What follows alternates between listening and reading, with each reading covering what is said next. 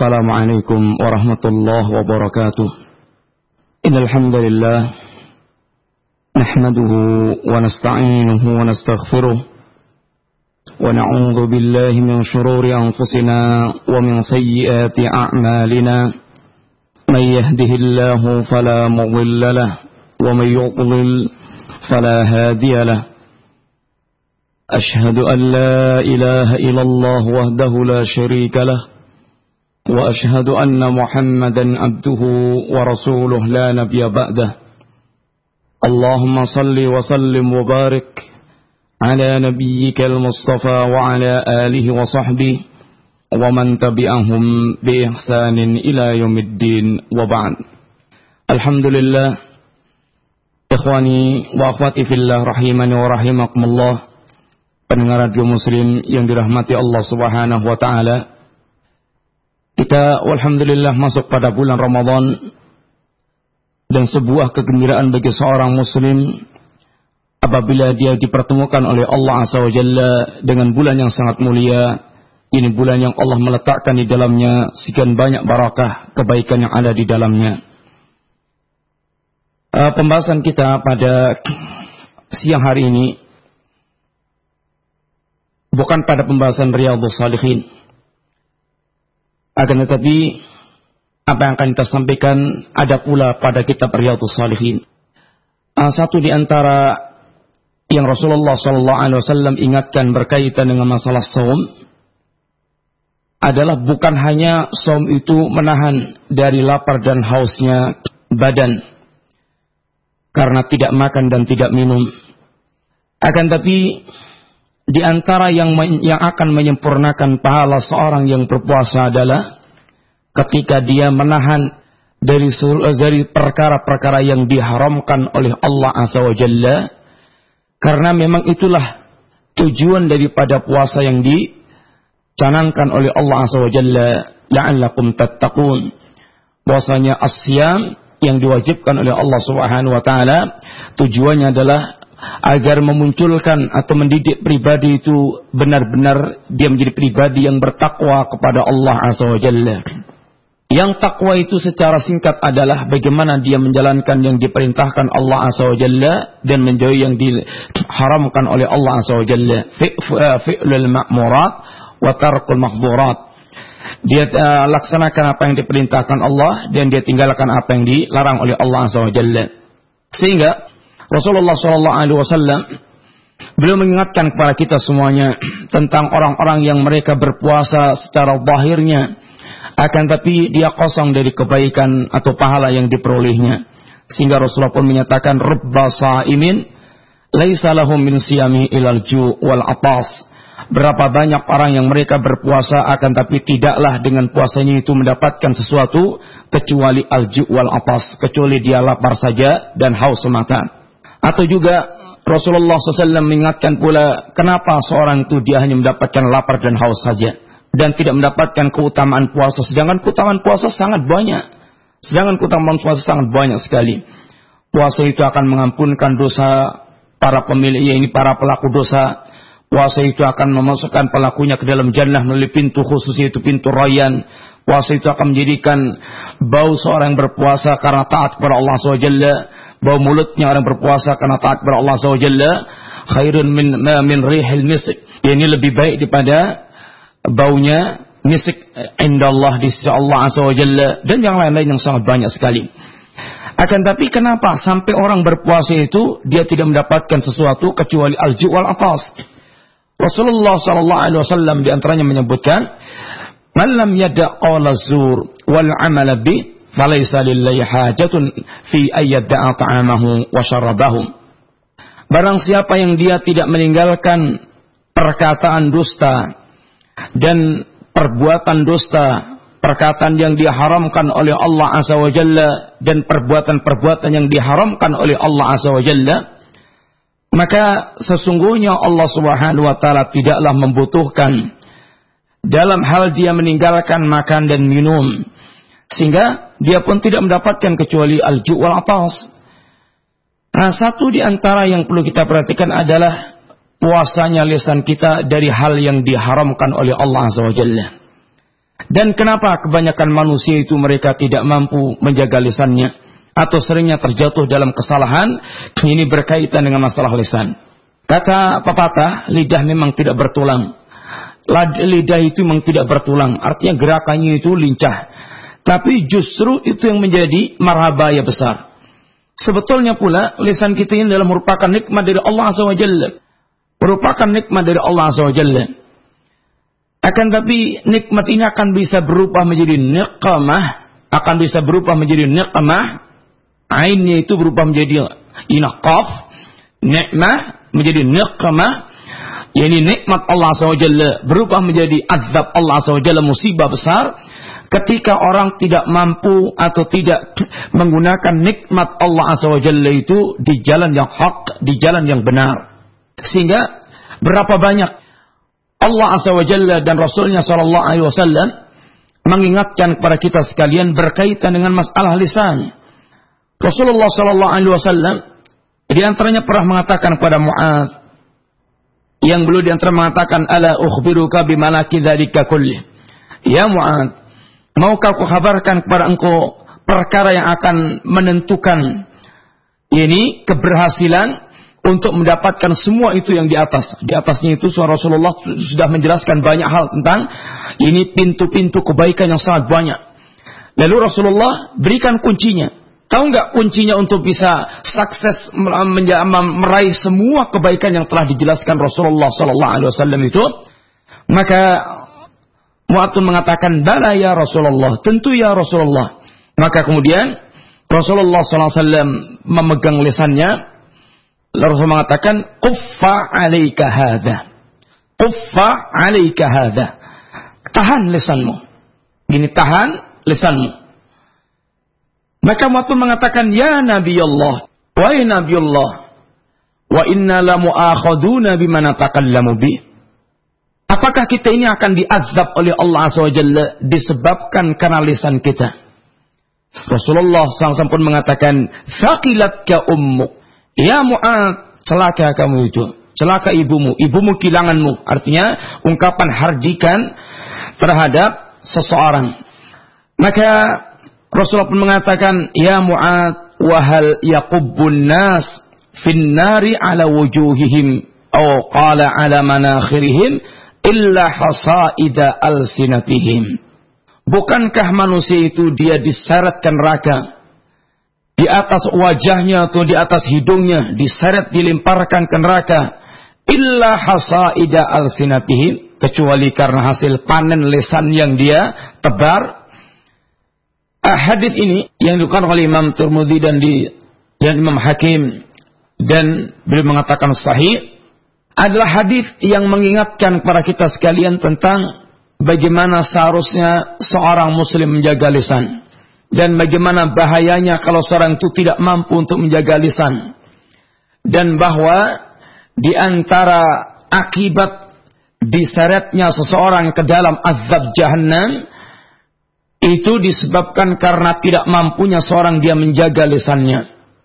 Demikian pula dalam hadis-hadis yang lainnya Rasulullah sebutkan. Ini perkataan-perkataan yang sangat banyak.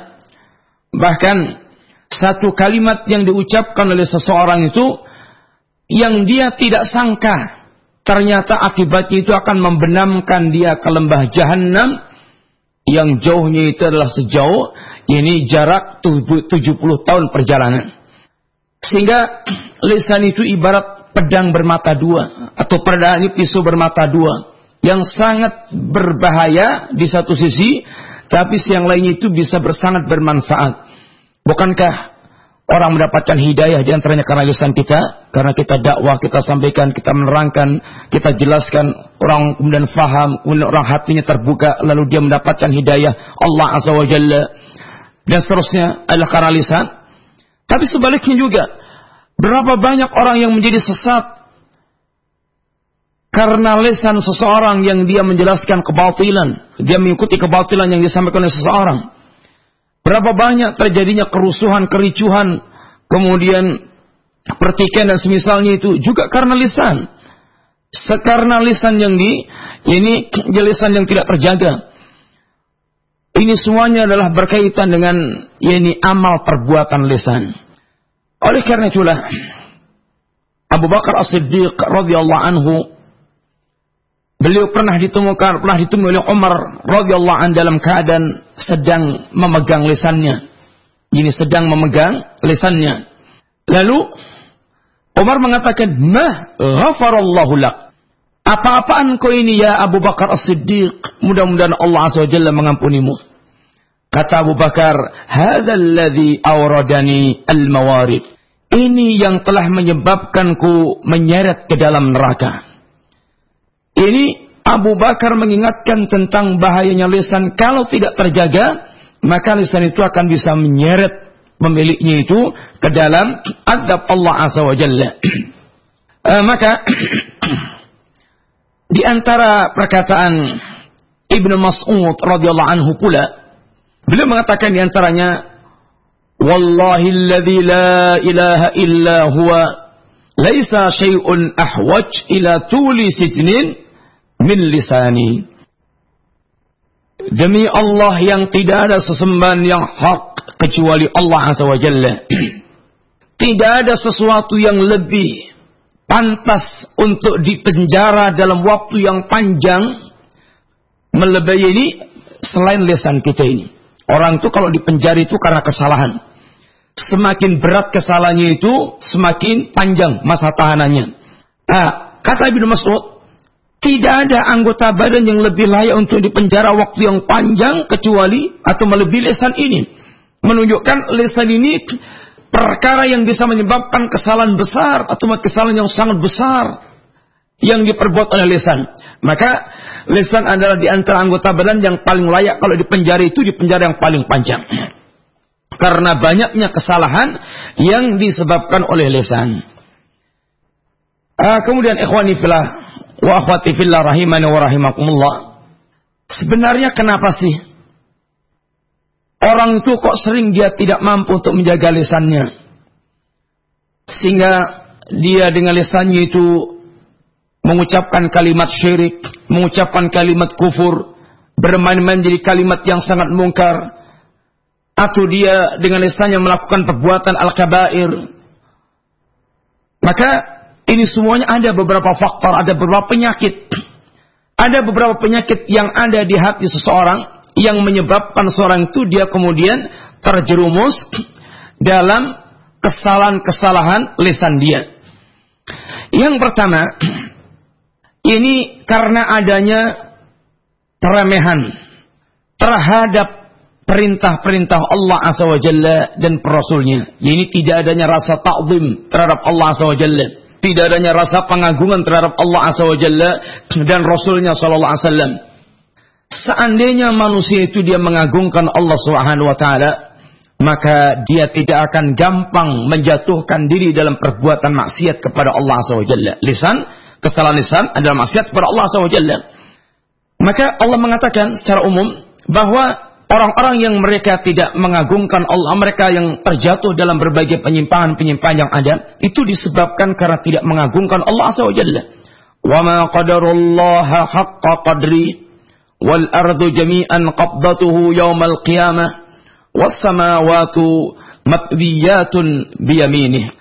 Mereka tidaklah mengagungkan Allah Azza wa Jalla dengan sebenar pengagungan. Sedangkan bumi akan digenggam oleh Allah Azza wa Jalla semuanya di hari kiamat kelak. Dan langit akan digulung dengan tangan kanan Allah Azza wa Jalla. Ini menunjukkan keagungan Allah Subhanahu wa taala. Kata Allah, "Wa ma qadarullaha haqqa qadri." Tidaklah mereka mengagungkan Allah Azza wa Jalla dengan sebenar pengagungan. Andaikan mereka mengagungkan Allah, mereka tidak akan menyekutukan Allah. Bagaimana mereka menyekutukan Allah sedangkan dia tahu Allah adalah zat yang tidak sama dengan yang lainnya? Kemudian lalu dia samakan Allah dengan yang lainnya? Sehingga menyamakan Allah dengan yang lainnya itu disebabkan karena dia tidak mengagungkan Allah Azza wa Jalla. Bagaimana seorang dia akan kufur kepada Allah Subhanahu wa taala sedangkan Allah itu yang telah mencurahkan sekian banyak rahmat dan nikmat kepada hambanya, yang telah berbuat belas kasih sayang yang sangat besar kepada hambanya, yang hamba tidak mungkin lepas kebutuhannya kepada Allah Azza wa Jalla. Lalu bagaimana hamba yang demikian lalu kufur kepada Allah Azza wa Jalla? Andaikan dia mengagungkan Allah, maka kufurnya dia karena dia tidak mengagungkan Allah Subhanahu wa taala. Kalau dia tahu bahwasanya Allah telah menyempurnakan agama untuk Rasulnya Muhammad sallallahu alaihi wasallam, maka bagaimana seorang hamba dia akan membuat bid'ah, sesuatu yang baru yang tidak pernah diajarkan Allah dan Rasulnya dalam masalah agama? Membuat bid'ah adalah disebabkan karena dia tidak mengagungkan Allah Subhanahu wa taala. Bagaimana seorang hamba yang dia tahu Allah mengetahui persis semua perbuatan dia. Dia mengetahui persis Allah mendengar keadaan dirinya, mendengar setiap perkataannya. Tidak ada yang tersembunyi dari Allah Azza wa Jalla, segala perbuatan yang dia lakukan dimanapun dia berada. Andaikan dia mengagungkan Allah, tentu dia tidak akan bermaksiat kepada Allah Subhanahu wa taala. Maka semua yang terjadi dari penyimpangan-penyimpangan itu hakikatnya karena dia tidak mengagungkan Allah Azza wa Jalla. Lebih-lebih kalau dia bilang saya cinta Allah, saya cinta Rasul, lalu dia bermaksiat kepada Allah dan Rasulnya. Maka kata Imam Syafi'i rahimallahu taala, ta'sil ilah wa anta tudhiru hubbah. Hadza muhal fil qiyas badi'. Law kana hubbuka sadiqan la ta'tahu. Innal muhibba liman yuhabbu muti'. Kamu bermaksiat kepada al-ilah, yaitu kepada Allah Azza wa Jalla. Wa anta tudhirul hubbah, wa anta tudhiru hubbah. Sedangkan kamu menegaskan kalau kamu cinta kepada Allah Azza wa Jalla. Hadza muhal. Ini adalah perkara yang mustahil, perkara yang tidak akan mungkin terjadi. Andaikan cinta kamu itu adalah benar, la ata'tah, pasti kamu akan mentaatinya. Karena sungguhnya orang yang mencintai kepada orang yang dia cintai itu muti', dia akan mentaati. Demikian kata Imam Syafi'i rahimahullah taala, sehingga tidaklah seorang itu bermaksiat kepada Allah Subhanahu wa taala kecuali karena dia tidak mengagungkan Allah Subhanahu wa taala. Yang kedua, ikhwani fillah rahimani wa rahimakumullah, kenapa lisan itu sering terjerumus dalam hal yang diharamkan Allah Azza wa Jalla? Gampangnya lisan itu mengucapkan kalimat yang mendurhakai Allah karena rendahnya keimanan dia kepada Allah dan hari akhir. Rendahnya keimanan dia kepada Allah Azza wa Jalla dan hari akhir. Apa kata Rasul sallallahu alaihi wasallam ketika beliau mengingatkan masalah lisan? Man kana yu'minu billahi wal yawmil akhir falyaqul khairan aw liyasmut.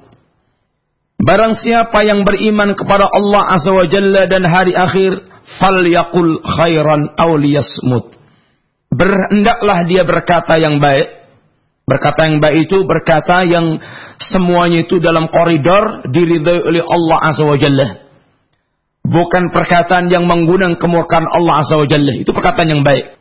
Sedangkan baik itu bertingkat-tingkat banyaknya.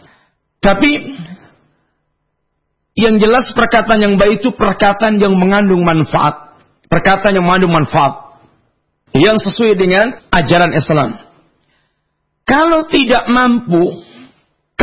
mampu berkata yang baik, maka liyasmut, hendaklah dia itu diam. Diam itu tidak menggerakkan lisan. Asalnya tidak mengeluarkan energi, tidak menggerakkan badan, itu sesuatu yang mudah, tidak pakai modal. Tapi ini sesuatu yang berat. Bukan beratnya itu karena dia harus mengeluarkan modal banyak, tenaga yang banyak, tidak. Tapi beratnya itu karena nafsu untuk menahan lisan itu sesuatu yang betul-betul sangat luar biasa beratnya bagi jiwa manusia. Maka di sini Rasulullah memberikan obat yang paling menyelamatkan dalam kehidupan manusia. Kalau tidak sanggup untuk berbicara yang baik, bermanfaat, tidak menimbulkan keributan di kalangan manusia, diam. Maka diam itu sesuatu yang paling menyelamatkan. Sesuatu yang paling menyelamatkan. Tidak menimbulkan manfaat, tapi tidak menimbulkan mudarat. Atau bahkan satu sisi kadang bermanfaat sangat besar. Sangat besar. Contoh mamanya, Anda sedang marah luar biasa. Marah sampai mukanya merah, dada kemudian darahnya mendidih. Anda diam. Anda diam. Itu jauh lebih manfaat daripada Anda kemudian mengucapkan lisannya itu, mengucapkan itu pasti yang keluar itu semuanya itu sesuatu yang nanti akan dia nyesal setelah dia selesai reda marahnya itu. Demikian Rasulullah SAW.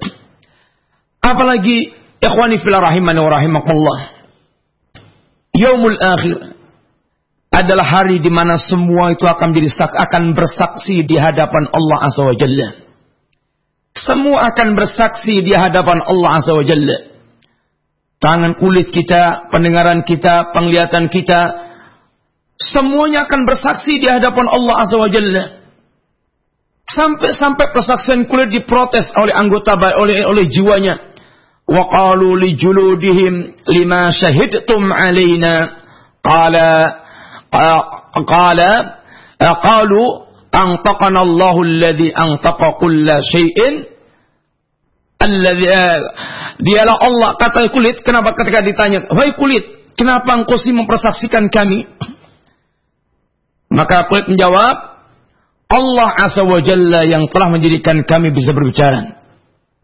Antaqana Allahu alladhi antaqa kulla syai'in wa huwa khalaqakum awwala marrah wa ilaihi turja'un.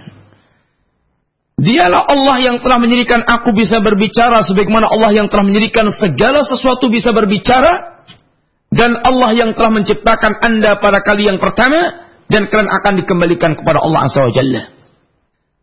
Kalau kita merenungkan bahwa di yaumul qiyamah kelak semua anggota badan kita itu akan bersaksi di hadapan Allah Azza wa Jalla, niscaya lisan tidak akan sembarangan. Niscaya lisan tidak akan sembarangan dalam mengucapkan kalimat-kalimat yang mengundang, yang nantinya akan berakibat azab Allah Azza wa Jalla. Yang ketiga, kenapa seorang itu gampang terjatuh dalam ini kemungkaran lisan? Karena rendahnya atau dia meremehkan berkaitan dengan adanya ar-raqib wal atid. Ar-raqib wal atid yang mencatat semua amal-amal kita ini. Yang mencatat semua amal-amal kita ini. Allah Subhanahu wa taala menyebutkan dalam ayatnya yang mulia, "Ma yalfidhu min qalin illa ladaihi raqibun atid." Tidak ada satu ucapan pun yang dikeluarkan oleh lisan kecuali di sini itu ada malaikat yang mencatat. Ada malaikat yang mencatat. Mencatat baik omongan dia yang baik, omongan dia yang buruk, perbuatan dia yang baik, perbuatan dia yang buruk, semua dicatat oleh malaikat yang Allah sertakan untuk mencatat perbuatan-perbuatan yang dia lakukan. Andaikan manusia dia betul-betul tertanam dalam hatinya bahwa tidak ada satu kalimat pun yang dia keluarkan, yang dikeluarkan oleh lisannya kecuali tercatat dan dicatat oleh malaikat Allah Azza wa Jalla, maka dia akan betul-betul hati-hati dalam berbicara. Dan mungkarnya mungkar berbicara itu berbicara tentang Allah Azza wa Jalla bighairi ilmin. Wa an taqulu 'ala Allahi bighairi ilmin. Dan engkau berbicara wa an taqulu 'ala Allahi ma la ta'lamun. Dan engkau berbicara tentang Allah Azza wa Jalla dalam hal yang kalian tidak memiliki ilmunya. Berbicara tentang Allah, berbicara tentang zat Allah, berbicara tentang sifat Allah Azza wa Jalla, berbicara tentang agama Allah Azza wa Jalla yang tidak disertai ilmu. Ini kemungkaran yang paling mungkar, karena berbicara tentang Allah tanpa ilmu itu akan bisa menjadi sumber munculnya kesyirikan, munculnya kekufuran, munculnya kemaksiatan. Itu diantaranya adalah muncul dari lisan yang berbicara tentang Allah dalam hal yang dia tidak memiliki ilmunya. Maka Ibnu Al-Qayyim Al-Jauziyah rahimahullah ta'ala ketika mengomentari ayat tadi itu, ini dosa yang paling berat, bahkan di atas kesyirikan. Jadi Allah urutkan dari yang ringan, kemudian berat sampai yang terberat. Yang terberat, wa antaqulu 'ala Allahi ma la ta'lamun. Kenapa? Karena ini merupakan sumber terjadinya syirik, kufur, maksiat, bid'ah dan semisalnya itu semuanya diantaranya dengan lisan yang semua lisan yang berbicara tanpa didasari dengan ilmu tadi. Kemudian yang keempat diantaranya, tergelincirnya lisan itu disebabkan karena itu tipisnya keimanannya kepada jannah. Tipisnya keimanan dia tentang jannah. Apa sih yang dia inginkan dengan pembicaraan lisan atau maksiat secara umum yang dilakukan oleh manusia itu? Oh, saya ingin nikmat. Saya ingin berlezat-lezat. Sehingga bisikan syaitan yang ada di hati seseorang itu, yang dikhayalkan maksiatnya itu, nikmatnya itu sampai sundul langit. Nikmat itu sampai memuncak. Sehingga digambarkan yang sangat Masya Allah luar biasa. Sampai darahnya itu bergejolak. Dirasakan dia kalau bisa melakukan maksiatnya itu nikmat yang luar biasa. Maka akhirnya pun dia terangsang, tergoda sampai kemudian bagaimana dia melangkah untuk melakukan perbuatan maksiat tersebut. Entah itu maksiat lisan atau maksiat yang lainnya. Maksiat lisan, maksiat mata, maksiat telinga, maksiat badan. Karena dia ingin merasakan lezatnya. Ikhwani fillah rahimani wa rahimakumullah. Wa akhwati fillah rahimani wa rahimakumullah. Andaikan kita betul-betul iman kepada jannah. Apa kata Allah Azza wa Jalla tentang masalah jannah? Orang yang masuk jannah. Innal muttaqina fi jannatin wa uyun. Udkhuluha bisalamin aminin.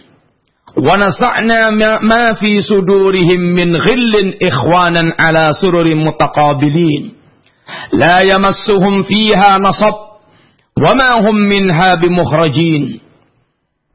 Sesungguhnya orang-orang yang bertakwa, mereka akan berada di dalam jannah wa'uyun. Mereka akan berada di dalam jannah yang di sana itu adalah kenikmatan Allah Azza wa Jalla yang akan dia rasakan sepuas-puasnya. Udkhuluha bisalamin aminin. Masuklah kalian ke dalam jannah bisalamin aminin, dengan penuh kesejahteraan, dengan penuh rasa aman. Sehingga tidak ada sedikit pun kesusahan, kelelahan, penyakit yang menyertainya, semuanya itu dihilangkan oleh Allah Azza wa Jalla. Dia tidak ada rasa takut sedikit pun dalam kehidupannya. Azza wa Jalla juga di jannah itu yang adalah kesejahteraan yang sangat sempurna. Rasa aman, sejahtera, aman. Lalu Allah Azza wa Jalla cabut dari hatinya ahlul jannah itu ghil, kedengkian. Kehidupan kita ini banyak diwarnai kedengkian. Sehingga banyak orang yang dia itu dadanya itu tidak lepas, artinya tidak los ketika melihat kenikmatan itu bersama dengan saudaranya. Senyumnya tidak bisa lepas, cara pandangnya tidak bisa lepas yang penuh dengan keridhaan, wajahnya tidak bisa lepas yang dia ridha dengan kenikmatan saudaranya, karena ada sedikit banyak ada ghil. Itu di dunia. Akan tapi ahlul jannah itu Allah cabut total. Ghil itu tidak ada lagi di antara mereka itu. Sehingga betul-betul lepas. Kegembiraan antar mereka itu lepas. Keridhaan antar mereka lepas. Hatinya itu betul-betul seakan-akan adalah satu jiwa. Dan mereka itu ala sururim mutaqabilin. Mereka itu sambil bertelakan di atas tempat duduknya, berhadap-hadapan. Itu menunjukkan ini gambaran orang yang mereka itu Masya Allah berkawan. Ikhwanan ala sururim mutaqabilin. Berkawan, tidak ada kedengkian, sangat gembira, kemudian akrab dan seterusnya itu. La yamassuhum fiha nasab. Tidak pernah ditimpa pula keletihan, gangguan, Kemudian ini tidak pernah timpa hal-hal seperti itu. Wa ma hum minha bimukhrajin, dan dia tidak akan dikeluarkan dari tempat tersebut, tidak akan keluar dari jannah.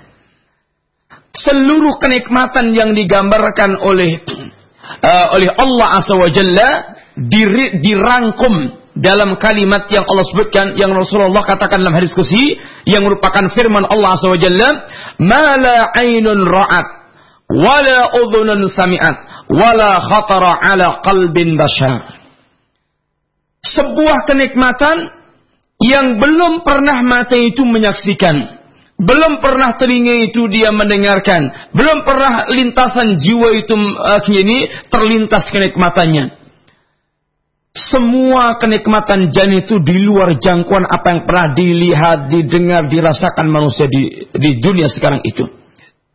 Dan pula di antaranya Allah Azza wa Jalla, Rasulullah SAW di antaranya menyebutkan, ketika ahlul jannah masuk ke dalam jannah, apa kata seorang penyeru yang menyeru, "Inna lakum an tasihhu fala tasqamu abadan, wa inna lakum an tahyau fala tamutu abadan, wa inna lakum an tashibbu fala tahramu abadan, wa inna lakum an tan'amu fala tab'asu abadan."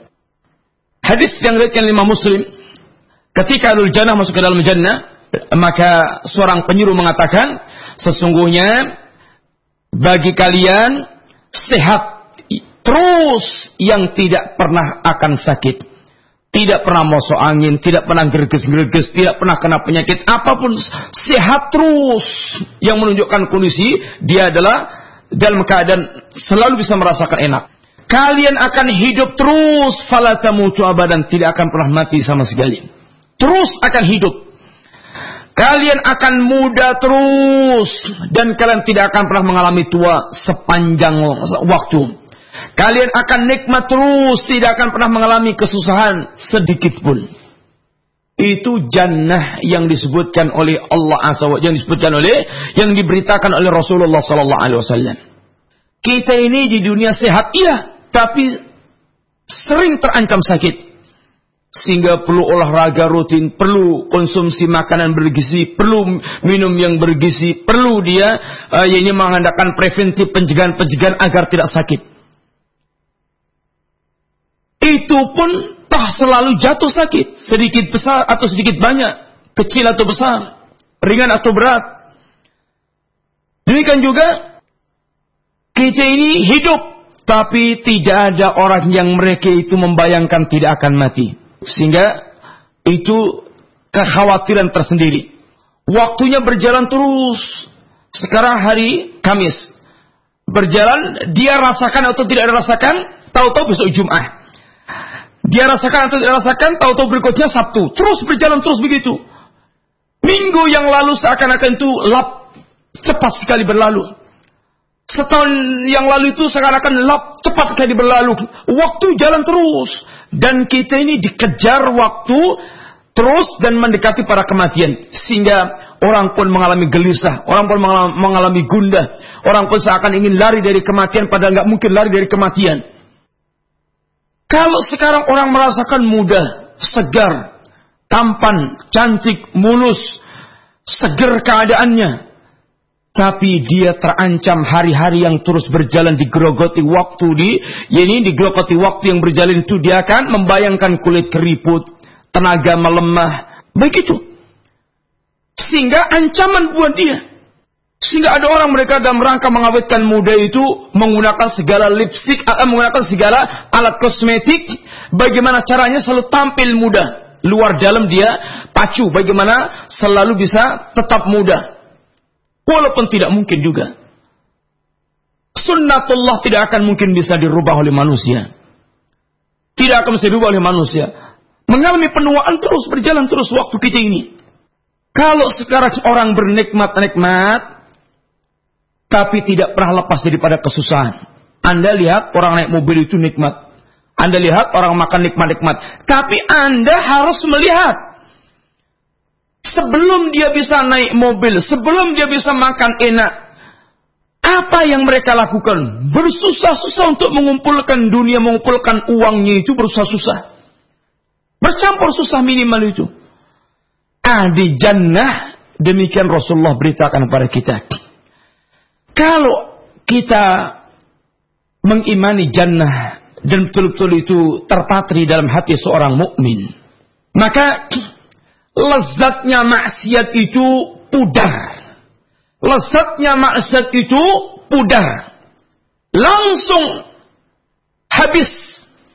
Langsung tidak apa-apanya dibandingkan dengan kenikmatan akhirat.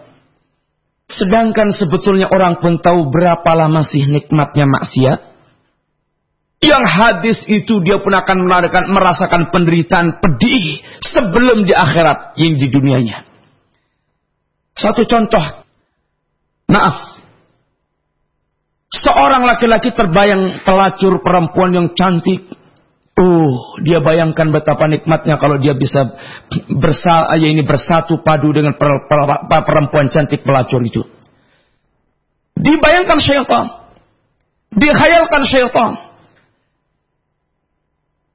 Lalu kita tanya, kalau umpamanya dia sudah bertemu dengan pelacur perempuan yang cantik itu, berapa lama kenikmatan yang dia rasakan dengan pelacur perempuan cantik itu?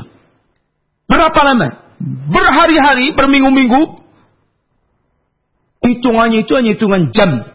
Hitungannya itu hanya hitungan jam. Setelah itu, dia akan boleh jadi akan merasakan penderitaan panjang. Dia akan terjatuh ke dalam sampah kehidupan. Dia akan dibuang dari masyarakatnya, dia dibuang dari kawan-kawannya, dia dibuang dari keluarganya, dia dicampakkan dari lingkungannya. Menjadi orang buangan. Itu di dunia.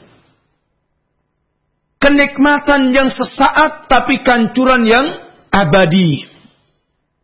Maka kalau seorang mukmin berpikir panjang tentang kenikmatan jannah, maka kenikmatan maksiat itu akan luluh, akan hancur seketika. Kemudian, termasuk dan faktor kenapa sih kita ini kok gampangnya lisan kita itu tergelincir? Karena tipisnya keimanan kita terhadap an-nar. Tipisnya keimanan kita kepada an-nar. Ikhwani fillah wa akhwati fillah rahimani wa rahimakumullah. Terkadang seseorang dia itu tega untuk menipu dengan lisannya. Tega untuk dia berbohong, berdusta dengan lisannya. Dan semisalnya. Karena dalam rangka untuk terhindar dari kesengsaraan. Kesengsaraan tidak makan, kesengsaraan dicopot jabatan, kesengsaraan dan semisalnya. Bayang-bayang kesengsaraan. Padahal, kalau dia mau membayangkan dan menghadirkan apa yang Allah telah terangkan berkaitan dengan an-nar di depan mata dia, maka sungguh kesengsaraan yang dia bayangkan berkaitan dengan an-nar itu jauh lebih mengerikan.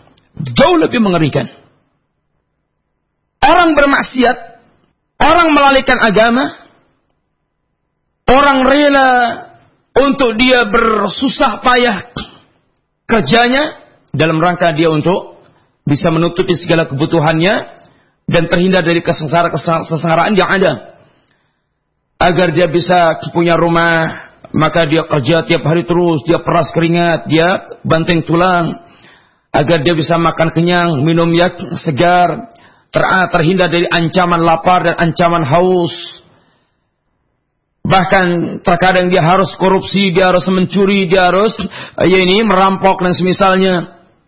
Supaya terhindar dari kesengsaraan di dunia. Karena tidak bisa bekerja dengan cara yang halal. Ikhwani fillah rahimani wa rahimakumullah. Bukankah telah sampai kepada kita apa yang Allah kabarkan di antaranya tentang an-nar? Hal ataka hadithul ghasiyah. Wujuhu yawma idin khashi'ah. Amilatun nasibah. Tasla naran hamiyah. Tusqa min ainin aniyah. Laysa lahum ta'amun illa min dhari'. La yusminu wa la yukhni min ju'. Apakah belum datang pada engkau kabar tentang al-ghasiyah, pembicaraan tentang al-ghasiyah? Hari itu wajah manusia itu tunduk penuh ketakutan. amalnya sia-sia, dia dimasukkan ke dalam neraka yang menyala, yang panas, dia diminumi dari air yang mendidih, tidak ada makanan buatnya kecuali duri yang tidak membuat dia gemuk dan tidak hilang rasa laparnya. Itu berita dari Allah Azza wa Jalla. Masa depan yang akan didatangi oleh orang yang mereka mencampakkan agama. Minum dari air yang mendidih. Makan dari duri yang tidak mengenyangkan dan tidak membuat dia gemuk. Alangkah apabila dia berpikir kesengsaraan abadi, dia kepanasan, dia kelaparan, dia kehausan, yang tidak hanya berjalan 10 tahun, 2 tahun, puluhan tahun, akan tapi abadan, maka dia akan ini benar-benar bagaimana memikirkan dirinya selamat di yaumul qiyamah, sehingga tidak gampang-gampang dia untuk menjerumuskan diri dalam kemaksiatan kepada Allah Azza wa Jalla. Masih sangat banyak, akan tapi kita cukupkan sekian dulu pembicaraan kita, karena insyaallah saya akan ada perlu, sehingga minta maaf. Mudah-mudahan yang sedikit ini ada faedah yang bisa kita dapatkan. Wassallallahu ala nabiyina Muhammadin wa ala alihi washabihi wasallam. Assalamualaikum warahmatullahi wabarakatuh. Waalaikumsalam warahmatullahi wabarakatuh. Ayyuhal ikhwah azanillahu wa iyyakum, sahabat muslim, para pendengar radio muslim yang dirahmati Allah Subhanahu wa taala. Demikianlah tadi penjelasan dari beliau berkaitan mengenai kenapa lisan tidak terjaga. Nah, para pendengar radio muslim dimanapun Anda berada, kita akan masuk pada sesi tanya jawab, dan telah ada pertanyaan yang masuk, Ustaz, akan segera kami bacakan untuk dapat kita jawab di kesempatan siang hari ini. Berkaitan mengenai menjaga lisan, pertanyaannya datang dari saudara Nugraha Banu di Pontianak. Beliau menanyakan bagaimana agar lisan tetap terjaga, bertutur kata baik, namun seringkali maksud kita berkata benar tapi orang lain tidak berkenan. Bagaimana hal ini, Ustaz? Mohon diberikan penjelasan. Terima kasih. Bismillahirrahmanirrahim. Bagaimana kita menjaga lisan? Maka uraian dari awal sampai akhir adalah qiyat, di antara qiyat, sehingga lisan kita terjaga. Yang pertama adalah, intinya yang pertama adalah hendaknya kita berilmu. Kalau Rasulullah sallallahu alaihi wasallam mengatakan man kana yu'minu billahi wal yawmil akhir falyaqul khairan aw liyasmut, maka hendaknya kita berilmu apa sih yang masuk dalam kebaikan-kebaikan itu, sehingga lisan kita itu akan berbicara sesuatu yang baik. Karena tidak mungkin kita berbicara yang baik kecuali kita tahu itu baik. Sehingga butuh ilmu. Ini yang pertama.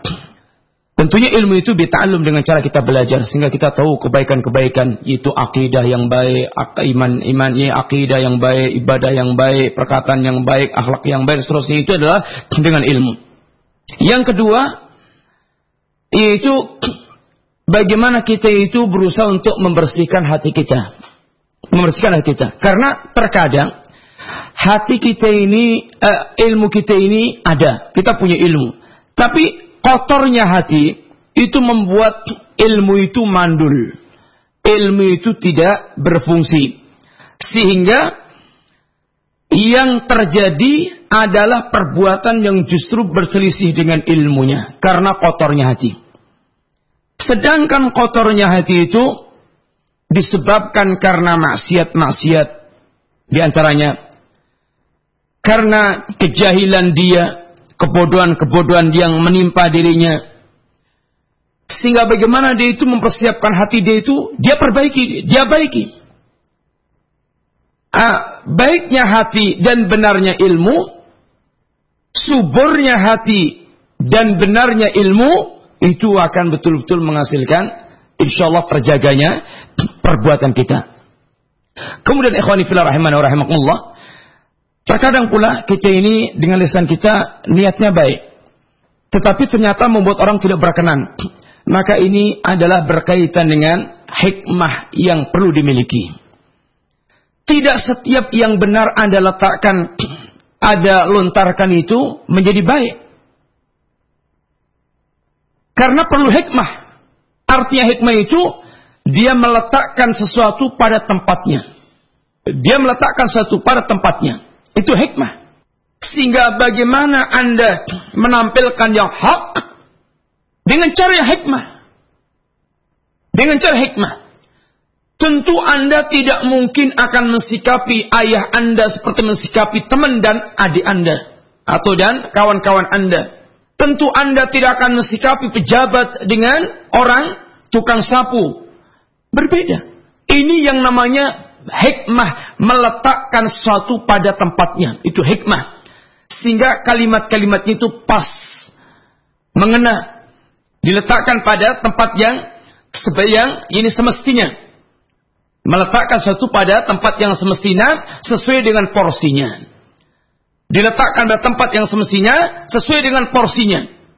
Tempatnya pas, porsinya pas, itu namanya hikmah. Itu namanya hikmah. Dan itu perlu yang seperti itu.